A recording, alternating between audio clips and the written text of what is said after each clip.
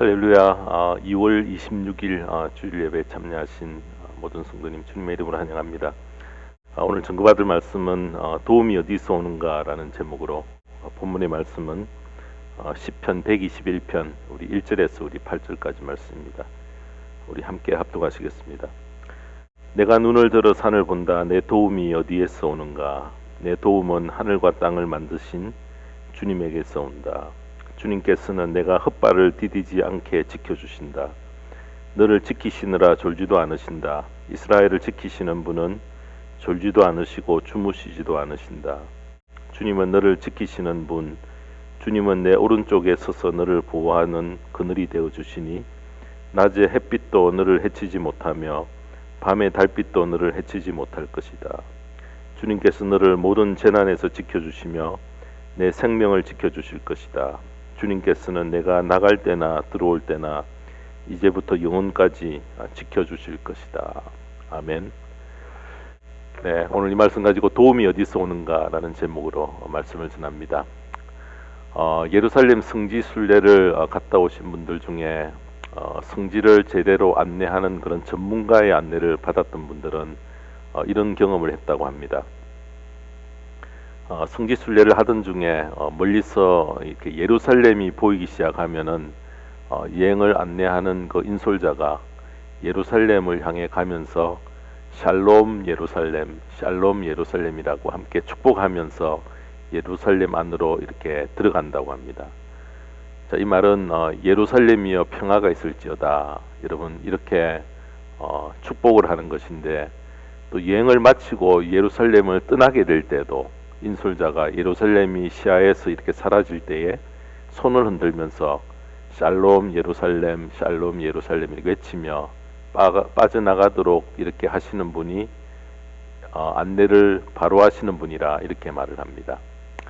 여러분 이렇게 하게 된 유래가 있습니다. 유대인으로 태어나서 12살이 되어지면은 남자인 경우에는 의무적으로 6월절에 예루살렘에 올라가도록 그렇게 규정을 해놨습니다. 그래서 예수님도 어릴 때 보면은 부모님을 따라서 유월절 행사를 위해 예루살렘을 방문한 그런 기록이 성경에 나와 있습니다.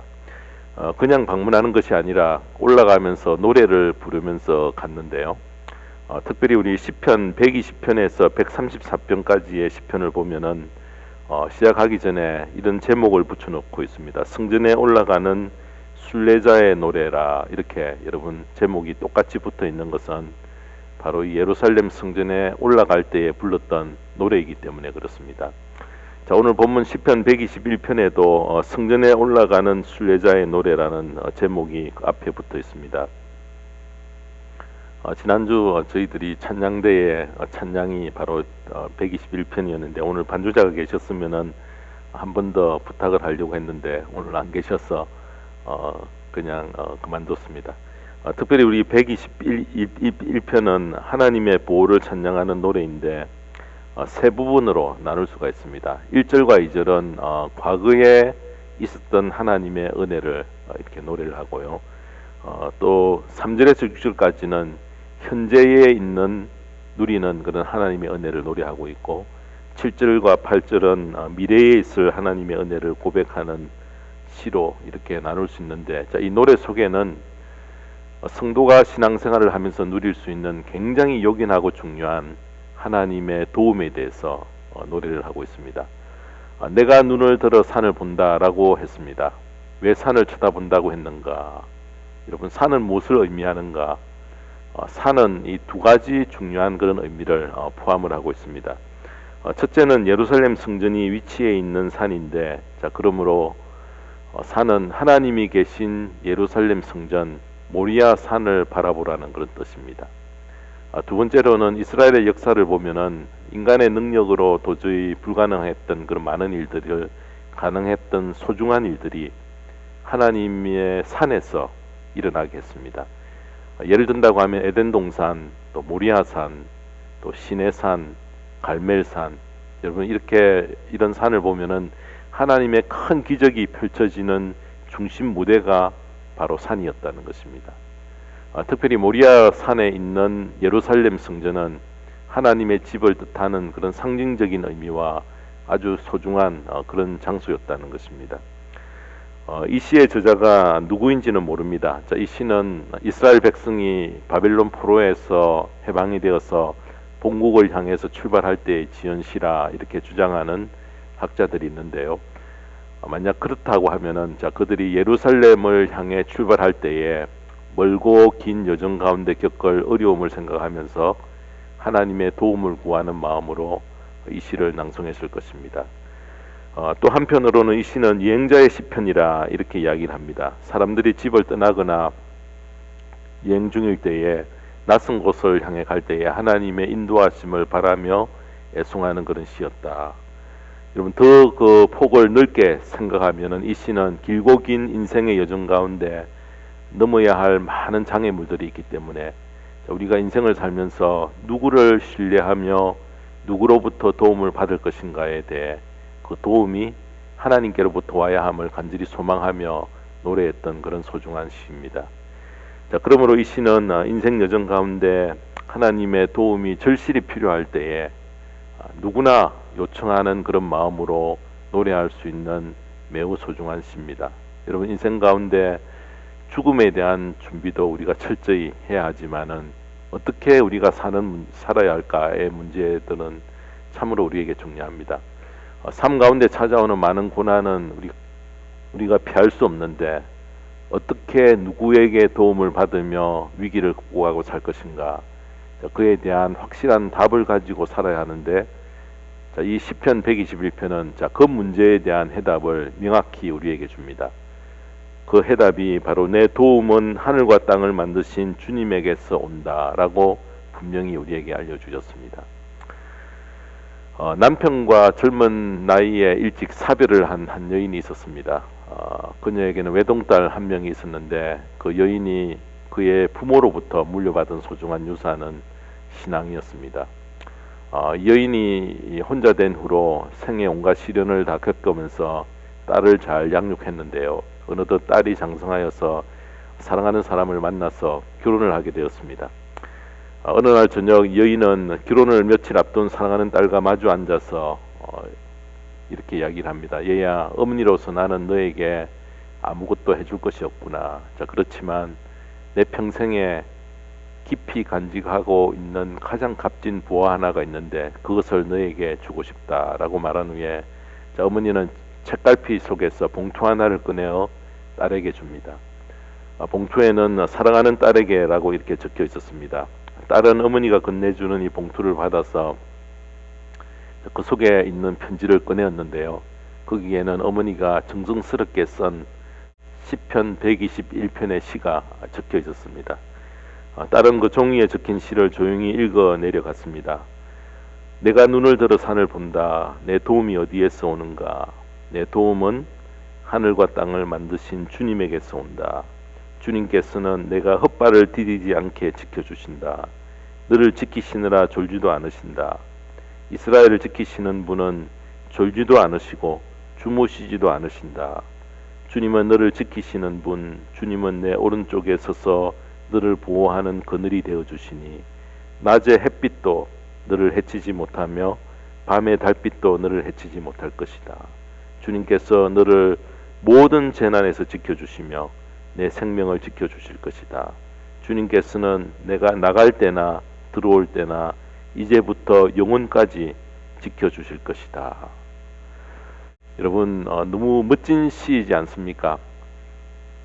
자녀에게 어떤 재산, 어떤 돈을 남겨주는 것보다도 더 소중한 그 내용이 여러분 이 시편 121편 이 속에 고스란히 간직되어 있다는 것입니다. 딸이 낭독한 시를 들은 후에 딸에게 말합니다. 얘야, 나는 너의 아버지가 일찍 세상을 떠난 후에 내가 누구의 도움을 받으며 살아갈 것인가 의 문제를 놓고 길을 찾지 못하고 오랫동안 고민했단다. 자, 그러던 어느 날 나는 이 시편의 말씀을 대하면서 해답을 얻었단다. 지금까지 내가 살아오면서 나에게 필요한 모든 도움이 하늘과 땅을 지으신 하나님께로부터 왔단다. 얘야, 이제 시작하는 너의 결혼 생활에는 언제나 평탄한 것이 아니고 걸려 넘어질 수 있는 무수한 장애물들이 너희 앞에 많이 놓여져 있을 것이다. 그러나 너를 지키시는 하나님은 졸지도 않고 주무시지도 않기 때문에 너를 끝까지 지켜주실 것이다. 얘야, 낮과 밤이 끊임없이 교차하는 너의 결혼 생활에 내가 감당해야 될 무거운 짐도 있고 상처받을 일도 참 많을 것이다. 그러나 하나님은 너의 그늘이 되어 주실 것이다. 마지막으로 너에게 말한다. 너의 인생 여정에 뜻밖의 재난이 있을 것이다. 그러나 하나님은 이제부터 너의 출입을 이 세상에서 너의 생명이 다하는 순간까지, 아니 영혼까지 지켜주실 것이다. 이렇게 말하는 어머니의 말을 들은 딸은 눈시울이 적셔지면서 조용히 어머니에게로 다가와 어머니의 손을 잡고, 자, 어머니를 평생 지켜주신 하나님께 내 인생 여정도 인도해 주실 것을 믿고 맡기겠습니다 라고 답했습니다. 그래서 두 모녀는 함께 무릎을 꿇고 하나님께 기도를 드렸다고 합니다. 여러분, 얼마나 아름다운 모습입니까? 그래서 여러분, 우리에게 주신 이 시편 121편은 우리에게 주신 어떤 것보다도 귀한 보배로 우리의 삶 속에서 간직해야 될 그런 말씀이라고 생각합니다. 어느 아버지가 6살 막내 아들의 손을 잡고 골목길을 가고 있었습니다. 골목 반대편에서 초등학교 5학년짜리 아이 하나가 이렇게 올라오고 있었습니다. 자, 그 아이를 이 6살짜리 막내가 보자 흥분하기 시작하면서, 아빠, 저 형이 나를 때렸어. 아마 며칠 전에 그에게 맞은 적이 있었던 모양입니다. 원수는 외나무 다리에서 만난다고 아빠하고 가는 길에 우연히 마주쳤으니 아빠가 좀 야단을 치면서 혼을 내어주기를 바랬던, 그래서 억울하게 당했던 것을 갚아달라고 조르는 것입니다. 철없는 아이들 사이에 일어난 일에 어른이 끼어드는 것이 옳지 않고요. 그리고 또 무조건 아이의 요구를 들어주는 것이 교육상 좋지 않은 것 같아서 그냥 모르는 척하고 아빠는 지나가려고 했는데, 6살짜리 이 아들이 갑자기 아빠 손을 놓더니 뚜벅뚜벅 그 아이에게로 걸어가서 초등학교 5학년 아이의 무릎을 발로 한 대 차는 것입니다. 여러분, 6살 아이가 초등학교 5학년짜리 아이의 발을 찼는데 무사했을까요? 근데 여러분, 옆에 건장한 아버지가 버티고 있어서 5학년짜리 아이가 6살짜리 아이에게 손도 못 대고 꼼짝없이 여러분 당하고 맙니다. 저는 이 광경을 보면서 구약 성경에 기록되어 있는 사건 하나가 떠올렸습니다. 바로 다윗이 블레셋의 장수 골리앗을 대항하여 싸우던 그런 장면입니다. 다윗이 블레셋의 그인 장수 골리앗 앞에서 조금 더 떨지 않고 당당히 여러분 상대할 수 있었던 이유는 무엇입니까? 바로 옆에 자신을 훈하고 든든한 백이 되어주시는 하나님이 계심을 확실히 그는 알았기 때문에 그런 용기를 낼 수 있었다고 생각합니다. 두 광경이 똑같았습니다. 6살밖에 되지 않은 어린 다윗이 5학년짜리 골리앗을 대적하여 겁없이 덤비고 싸울 수 있었던 것은 자기 편이 되어 뒤를 봐줄 수 있는 확실한 하나님을 옆에 모시고 계셨기 때문에 겁없이 덤볐었고, 바로 오늘 시편 121편이 똑같이 그 내용과 연결이 되어집니다. 사랑하는 성도 여러분, 살다 보면은 태산이 무너지는 것과 같은 엄청난 그런 고난을 우리가 겪을 때도 있습니다. 사방으로 포위를 당하여 빠져나갈 길이 전혀 없는 그런 경우도 만날 수 있습니다. 가나안 땅에 그인을 만날 수도 있습니다. 자, 그때 도움을 주실 수 있는 하나님께로 우리의 시선을 옮길 수 있기를 바랍니다. 우리를 구원하시기 위하여 졸지도 않으시고 주무시지도 아니하시는 하나님을 향해 두 손을 들고 도움을 요청하시기 바랍니다. 자, 그리고 그 하나님을 향하여 소리치며 구하고 찾고 두드릴 수 있기를 바랍니다. 하나님이 든든한 백이 되어 주심을 알고 나를 힘들게 하는 것을 발로 그냥 짓밟아 버리십시오. 자, 그래서 저는 고린도전서 15장 55절에서 58절의 말씀을 참 좋아하고 자주 묵상합니다. 그게 보면은 죽음아 너의 승리가 어디에 있느냐, 죽음아 너의 독침이 어디에 있느냐, 죽음의 독침은 죄요 죄의 권세는 율법입니다. 그러나 우리 주 예수 그리스도를 통하여 우리에게 승리를 주시는 하나님께 우리는 감사를 드립니다. 그러므로 나의 사랑하는 형제자매 여러분, 굳게 서서 흔들리지 말고 주님의 일을 더욱 많이 하십시오. 여러분이 아는 대로 여러분의 수고가 주님 안에서 헛되지 않습니다. 아멘. 제약 세상에 살기 때문에 자, 우리가 온갖 고난과 방해를 겪는 것 당연합니다. 그 순간에 어리석게 하나님을 의심하거나 업신여기거나 여러분 원망하지 말고요. 고난과 역경을 겪는 것 당연히 받아들이고 한 걸음 더 나아가서 우리를 사랑하시고 우리를 구원하시기 위해서 졸지도 주무시지도 아니하시는 하나님께 기도하고 도와주시는 하나님의 백을 등에 업고 골리앗을 발로 짓밟을 수 있는 그런 용기를 우리가 가지시기를 바랍니다. 힘든 세상에서 힘들고 어려운 일을 당하였을 때에 우리가 해야 할 일은 먼저 하나님을 향해 눈을 드는 것입니다. 하나님의 시선에 나를 맞추는 것입니다. 하나님을 신뢰하고 더 의지하는 것입니다. 그리고 하나님께 도움과 구원을 간구하는 것입니다. 그리고 하나님의 도움이 올 줄 믿고 마음속으로 확신하는 것입니다. 그래서 여러분 시편 기자는 1절과 2절에 이렇게 이야기를 합니다. 내가 눈을 들어 산을 본다. 내 도움이 어디에서 오는가? 내 도움은 하늘과 땅을 만드신 주님에게서 온다. 여러분 본문의 시를 기록한 이 시는 참으로 힘들고 막막한 일을 당한 절망의 상황, 죽음의 상황, 앞이 캄캄한 상황을 맞이했지만 절망하지 않고 하나님께로부터 도움이 올 것을 확신하는 귀한 믿음을 가지고 있었던 것입니다. 요수아와 갈렙이 가나안을 정탐한 후에 다른 열 정탐군과 똑같이 그 성 안에 거인을 보고도 낙담하지 아니하고 좌절하지 않았던 것은 눈을 산으로 향해 도우시는 든든한 하나님께 시선을 고정했기 때문에 그렇습니다. 하나님이 우리를 도우실 것을 확신하고 오히려 저들이 우리의 밥이라 외쳤던 것과 똑같이 자, 오늘 본문의 기자도 하나님을 향하여 눈을 든 후에 조금 더 낙심하지 하거나 두려워하지 않고 절망하지 않고 그리고 이렇게 고백합니다. 내 도움은 하늘과 땅을 만드신 주님에게서 온다. 아멘.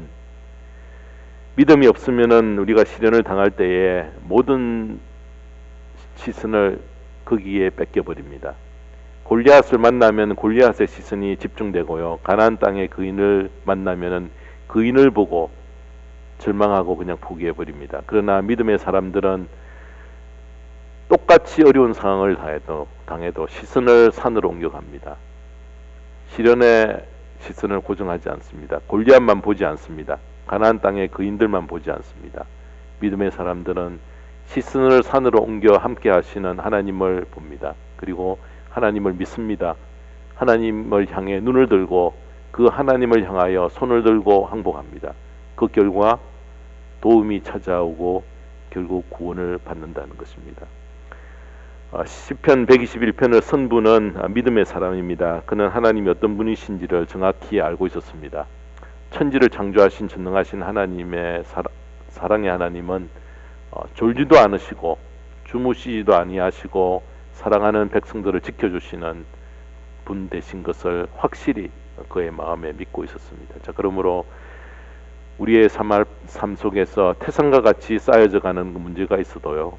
하나님께로부터 오는 도움을 통해서 능히 해결될 것을 해결해 주실 것을 또 해결해 갈 것을 확신하는 그런 믿음을 가져야 합니다. 자, 그런데 우리 삶의 현장에서 어려움이 닥치면은 눈을 들어 하나님께로 시선을 옮기는 것 여러분 결코 쉽지가 않다는 것입니다. 나의 시선을 하나님께 돌리는 것 끊임없는 노력과 훈련을 우리가 계속 이어가야지 가능하다는 것입니다. 고린도후서 4장 8절에서 10절에 보면은 이렇게 말씀합니다. 우리는 이 보물을 질그릇에 간직하고 있습니다. 이 엄청난 능력은 하나님에게서 나는 것이지 우리에게서 나는 것이 아닙니다. 우리는 사방으로 쬐어들어도 움츠려 들지 않으며 답답한 일을 당해도 낙심하지 않으며 박해를 당해도 부림받지 않으며 거꾸로 뜨님을 당해도 망하지 않습니다.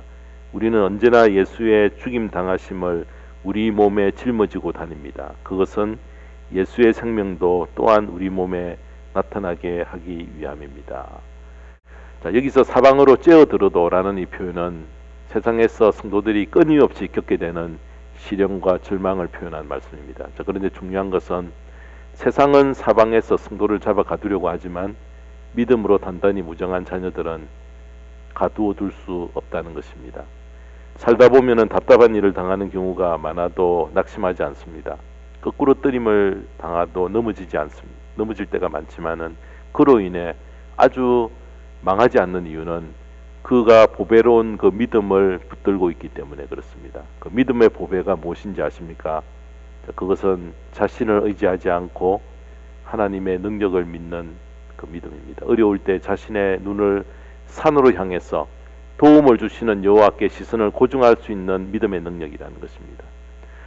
시련을 극복할 능력이 하나님께로부터 나와야지 내게서 나오는 것이 아닙니다. 그렇게 하기 위해서는 우리는 언제나 예수를 죽음에 내어 놓으신 하나님의 큰 사랑, 이 사랑의 빚짐만 가지고 독생자 아들을 십자가에 못 박은 그 사랑 위에 세워진 보배로운 믿음 때문에 사방으로 우겨쌈을 당해도 망하지 아니하고 답답한 일을 당해도 낙심하지 아니하고 거꾸로 뜨림을 당해도 망하지 않는 그런 삶을 사는 것이 우리에게 가능하다는 것입니다. 이스라엘의 긴 역사는 졸지도 않으시고 주무시지도 않으시는 하나님께서 그들의 그늘이 되어주신 것을 직접 간접으로 경험했던 그런 역사입니다. 그렇기 때문에 그들은 어디서나 예루살렘을 향해 기도했고요. 하나님을 찬양하는 그런 삶을 계속 이어갈 수 있었다는 것입니다. 하나님은 이스라엘의 하나님만 아닙니다. 하나님은 그가 택한 모든 백성의 하나님이 되십니다. 그 길을 예수 그리스도께서 우리에게 열어주셨습니다. 하나님은 예수 그리스도를 통해서 우리에게 선한 목자로 찾아오셨습니다. 선한 목자이신 예수님은 졸지도 않으시고 주무시지도 않고 우리를 끝까지 지켜주신다는 것입니다.